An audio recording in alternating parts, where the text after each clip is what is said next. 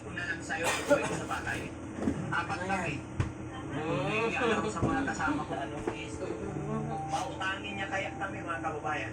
Samahan niyo po kami at malalaman natin yan kung ano ang kanyang puso, kung may mabuting kalooban ba ang bata. Mga kababayan, mga kabarangay, Marami ko din sa patos, tapos hindi ko naman nagagamit. panibagong araw, panibagong ulan. Mga kababayan, kung napansin niyo, mayroon po kita dito na parisan. Bata na nagtitinda mga kababayan. So, nag-isip ang din Daddy Frankie kung ano ang aming gagawin.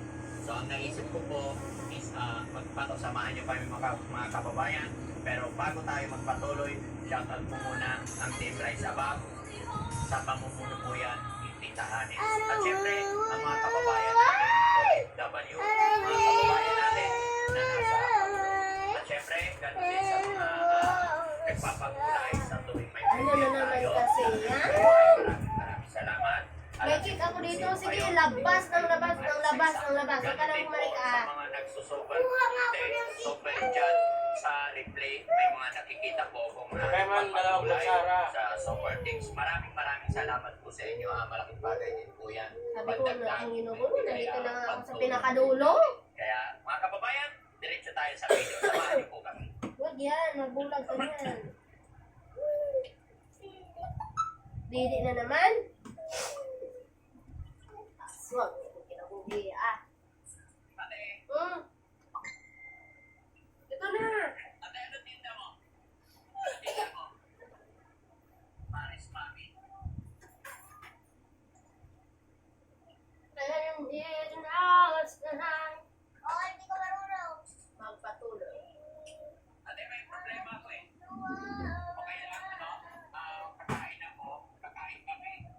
Pansin mo ba kami kanina pa dyan? Meron pa palang isa o pagkapasakasahan. Akala ko isa na lang. Di ba? Nakakita mo? Masaan ba tate?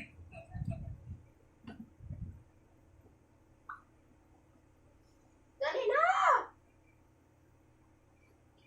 Ha? Ay! Paris. Ang klaseng didi. Ate, okay lang mag-iisip tayo.